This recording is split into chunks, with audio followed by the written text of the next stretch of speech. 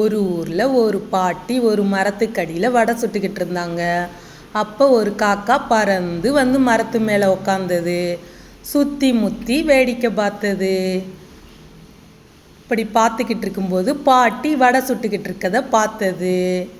பாட்டி பார்க்காத நேரத்தில் வடையை தூக்கிக்கிட்டு பறந்து போய் காட்டில் உள்ள ஒரு மரத்தில் போய் உக்காந்தது. அப்போ அந்த வழியாக ஒரு நரி வந்தது. அந்த நரி என்ன செஞ்சது? காக்காவை பார்த்தது.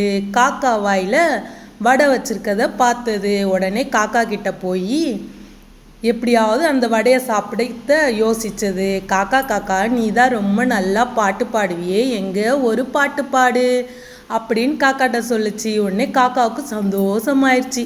நம்மளை பற்றி ஒருத்தர் புகழ்ந்து பாடையும் ஆசைப்பட்டு வேகமாக கான்னு கத்திச்சான். கத்தின உடனே அது வாயிலேருந்து வடை கீழே விழுந்துருச்சு. நரி வடையை எடுத்துட்டு குடுகுடுன்னு ஓடிருச்சு. இதிலேருந்து என்ன தெரியுது? ஒருத்தவங்களுக்கு தெரியாமல் ஒருத்தவங்க பொருளை நம்ம திருடக்கூடாது. நம்மக்கிட்ட இருந்தும் அந்த பொருள் திருட்டு போயிடும்.